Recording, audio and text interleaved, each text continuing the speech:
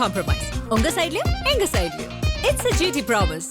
GT Holidays, South India's #1. நோம்பு திறப்பு விழா விஜய் அவர்கள் கலந்துக்கிறாரு. எப்படி இருக்கு? நீங்களே பார்க்குறீங்கள, ஏன்னா வந்து எந்த ஒரு கட்சியிலையும் சரி, எந்த ஒரு இதுலேயும் சரி, இந்த மாதிரி வந்து ஏன்னா நம்ம முதல்ல வந்து விஜய் அண்ணாவை ஒரு தலைவராக பார்க்கலாம், அண்ணனாக பார்த்ததுனால சரி இவ்வளோ கூட்டம் சேர்ந்துருக்கு. இது வரைக்கும் 2 கட்சி இருந்திருக்கு, எந்த கட்சியிலையும் சரி இந்த மாதிரி பண்ணதும் கிடையாது. வந்தால் அவங்க பப்ளிக் சிட்டிங் மட்டும்தான் பண்ணுவாங்க. இன்றைக்கி எங்கள் அண்ணன், என் தளபதி, அவர் வந்து நாங்கள் டெய்லி காலையில் ஏஞ்சி விடிய காலையில் ஏஞ்சி அந்த நோன்பு திறக்கிறதுக்கு முன்னாடி என்னென்ன பண்ணணுமோ அதெல்லாம் பண்ணிவிட்டு அவரும் வந்து நம்மளுக்காக இன்றைக்கி ஒரு நாள் சாப்பிடாம அந்த விரதம் எப்படி இருக்கும் எப்படின்றது எங்களுக்கு தெரியும். ஏன்னா நாங்கள் சின்ன வயசுலேருந்தே வச்சிட்ருக்கோம். அண்ணா வந்து ஒவ்வொருடைய இதுவும் புரிஞ்சுக்கிறாரு. இந்த எல்லாத்துமே எல்லா மதமும் சம்மதம் சொல்லின்றது தான் நம்மளுடைய இது இருக்குது. அதனால் வந்து பார்த்திங்கன்னா அவர் வந்து இந்த மாதிரி நோம்பு இருந்து ஏமாற்றணும் அந்த மாதிரி கொள்ளலாம் இல்லை. ஏன்னா ஒருத்தருடைய உணர்வை புரிஞ்சுக்கிறது தான் ஒரு உண்மையான தலைவனாக இருக்க முடியும். அந்த பட்ஜெட்டில் பார்த்தீங்கன்னா எங்கள் அண்ணன் வந்து எல்லா விஷயத்துலையும் போன வாட்டியே நீங்கள் பார்த்துருப்பீங்க ராயப்பேட்டை OMCயில், சரிங்களா? அதுலேயே வந்து எங்கள் அண்ணன் வந்து ஒரு நாள் அந்த நோம்பு இருந்து எப்படிலாம் அவங்க வந்து இருந்துட்டு இப்போ வந்து நோம்பு திறக்க வந்திருக்காங்க, அந்த நோம்பு திறந்தாங்க. அதே மாதிரி தான். ஏன்னா எங்கள் அண்ணன் இந்த மாதிரி பண்ணால் இன்னும் நிறைய விஷயங்கள் நம்மளுக்குன்னு சொல்லல, நிறைய விஷயங்கள் இந்த மாதிரி பண்ணால் இளைஞர்கள்லாம் நம்ம பக்கம் வருவாங்க. கண்டிப்பா ஜி. நீங்க சொல்லியிருந்த மாதிரி OMCல கடந்த முறை நடக்கும்போது இஸ்லாமிய மக்கள் தான் வந்து அரேஞ்ச் பண்ணியிருந்தாங்க, அந்த நிகழ்ச்சியில கலந்துக்கிட்டாரு.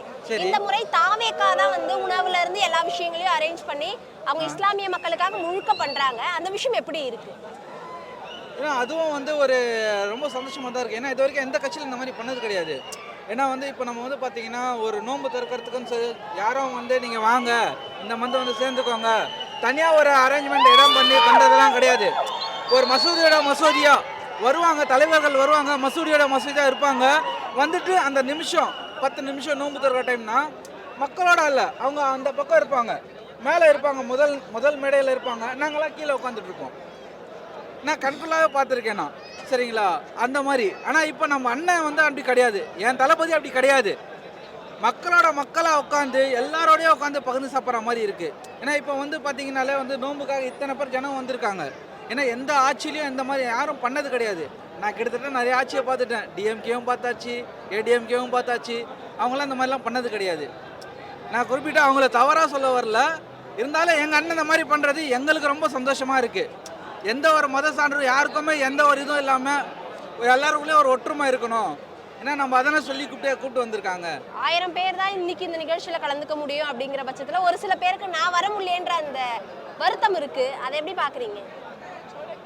இன்னும் அது வருத்தம் தான். ஏன்னா வந்து இப்போது போன வாட்டியும் OMCல நிறைய கூட்டம் அதிகமாக சேர்ந்ததுனாலே கொஞ்சம் இதுவாகிடுச்சு.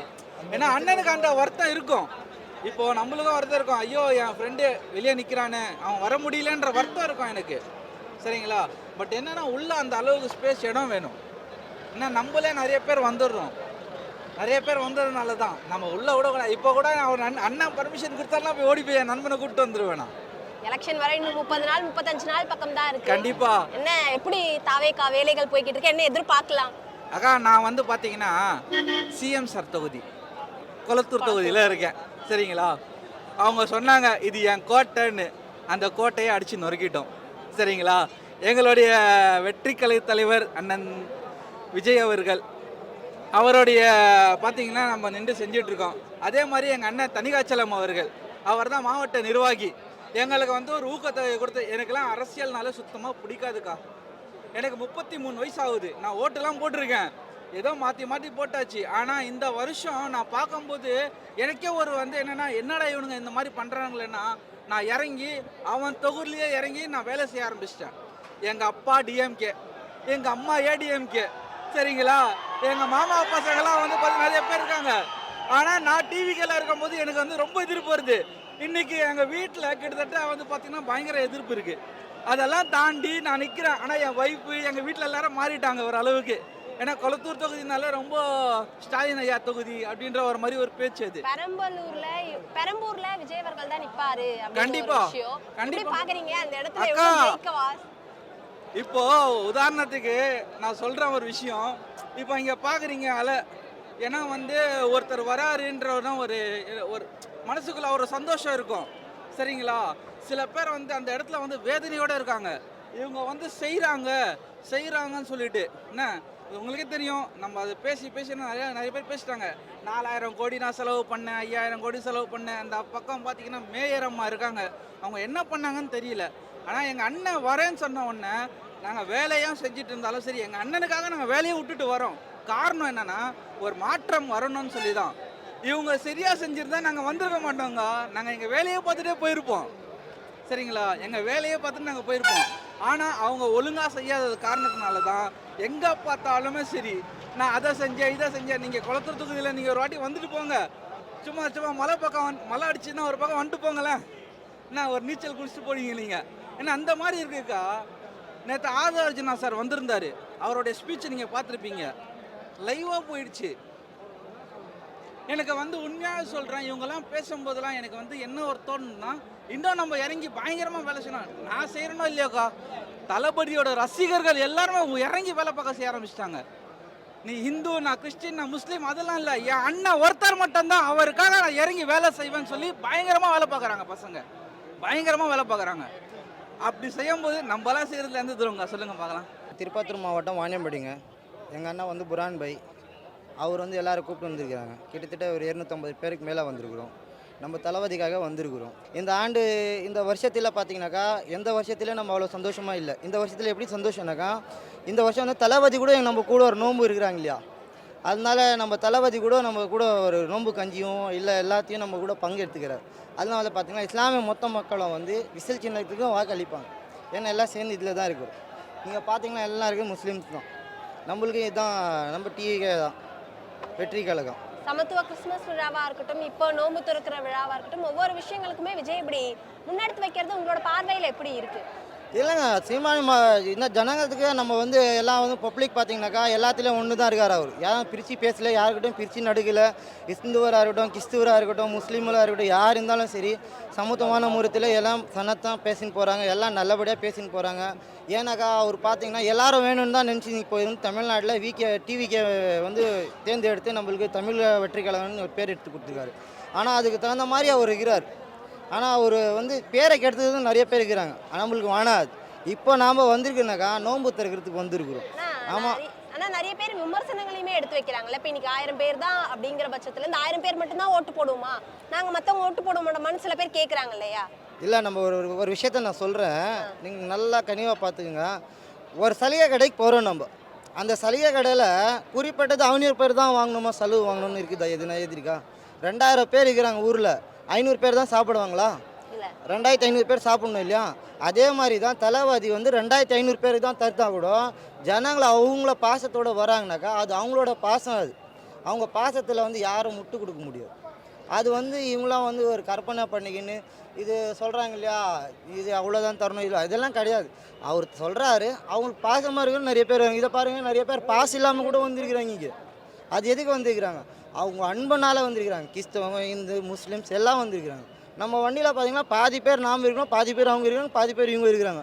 இதில் நீங்கள் யார் தான் நம்பிங்க பாருங்கள். இவர் பாயா? இவர் பேர் கேளுங்க. இங்கே பாருங்க, இவர் பேர் என்ன கேளுங்க? வினோத்குமார். இவர் பேர் இவர் பேர் கேளுங்க. பாருங்க, இவர் பேர் கூப்பிட்டு கேளுங்க. வாங்க பாய், உங்கள் பேர் என்ன சொல்லுங்க. வாங்க பாய், ஒன்றும் இல்லை, வாங்க பாய். ஷமீல். பாருங்க, அவங்க பேர் ஷமீல். இந்த மாதிரி எல்லாம் சேர்ந்து கலந்து தான் வந்துருக்குறோம். ஆக மொத்தத்தில் நம்ம இஸ்லாமிய மொத்தத்தையும் அண்ணா தம்பிங்களா, மாமா மச்சங்களா, சொந்த அங்காளி பங்காளி மாதிரி பழகினிருக்கும். இந்த மாதிரி விஷயத்தில் வந்து நிறைய பேர் வந்து இதெல்லாம் சொல்லுவாங்க. அதெல்லாம் கண்டுக்காதீங்க. ஏன்னா இஷ்யூ பண்ணி அவங்களை வேற பிளாஸ்ட்னு சொல்கிறீங்களே, தளபதி அதுக்காக தான் பிளாஸ்ட்னு பேர் வச்சுக்கிறது. எதுக்கு? பேரை கெடுக்கணும் அவங்கன்னு சொல்லி வச்சுக்கிறது. நாம் பேர் கெடுக்கிறதுன்னு வச்சுக்கலாது, அவங்க பேர் கெடுக்கிறது தான் பிளாஸ்ட்னு சொல்லியிருக்கிறாங்க. இந்த பிளாஸ்ட்ன்ற படம் இப்போ வரைக்கும் ரிலீஸும் ஆகல. ஏன் ஆகலைனாக்கா ஆகும், கூடிய சீக்கிரம் ஆகும். ஏன் எம்ஜிஆர் காலத்தில் எம்ஜிஆருக்கே நடுக்கலையா? அவர் அரசியலில் உக்காந்து பிறகு தானே படம் ரிலீஸ் ஆயிடுச்சு. நம்ம அப்போ அந்த வயசில் நான் சின்ன பையனை எனக்கே தெரியல, எங்கள் அப்பா சொல்லி தான் எனக்கு தெரியும் முந்தி நேற்று. அது நாங்கள் என்ன பண்ண முடியும்? எங்கள் அப்பாவை கேட்டேன், இல்லைப்பா நான் அப்போ ரிக்ஷா ஓட்டியிருந்தேன். அவர் அந்த காலத்தில் ரிக்ஷா ஓட்டியிருந்துருக்காரு எங்கள் அப்பா, அதுக்கு நான் என்ன பண்ண முடியும்? அந்த மாதிரி தான் மேடம் எல்லாம் வந்து இங்கே பார்த்தீங்க. நீங்களே பாருங்கள், இங்கே பாருங்கள், இவர் தொப்பி போடுங்கிறார், அவரு தொப்பி போடுங்கிறார், நானும் தொப்பி போடுங்க. இப்போ நீங்கள் இதில் யாரும் பாயின்னு நீங்களே கண்டுபிடிக்க முடியுமா? சொல்லுங்கள்.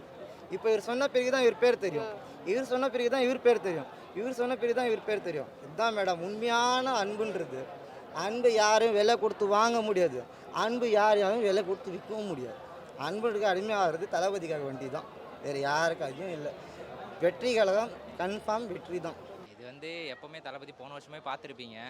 ஒருத்தர் நோன்பு வைக்கிறனா மற்ற கட்சிக்காரங்கலாம் பார்த்தீங்கன்னா, மற்ற கட்சியோட தலைவர் பார்த்தீங்கனாலே சும்மா வந்து பேருக்குன்னு வந்து நோன்பு திறந்துட்டு போயிடுவாங்க. ஆனால் எங்கள் தலைவர் அப்படி கிடையாது. எங்கள் தலைவர் பார்த்தீங்கன்னா நோன்பு வச்சுட்டு வந்து நோன்பு திறக்கிறவர். காலிலேருந்து அவர் சாப்பிடாம நாங்கள் எப்படி ஃபாலோ பண்ணுறோமோ அதே ஃபாலோ பண்ணி வந்து பண்ணுறவர் அவர். 1000 பேர் தான் கலந்துருக்காங்க. ஆமாம், கண்டிப்பாக 1000 பேர் தான் பாஸ் சொல்லியிருக்காங்க. 1000 பேருக்கு தான் வந்து தாவேகா சார்பாக வந்து கொடுத்துருக்காங்க. அதான் இஸ்லாமிய சகோதரர் மட்டும்தான், நோன்பு வச்சவங்களுக்கு மட்டும் தான் இந்த பாஸை வந்து கொடுத்துருக்காங்க. எப்படி இருக்கு?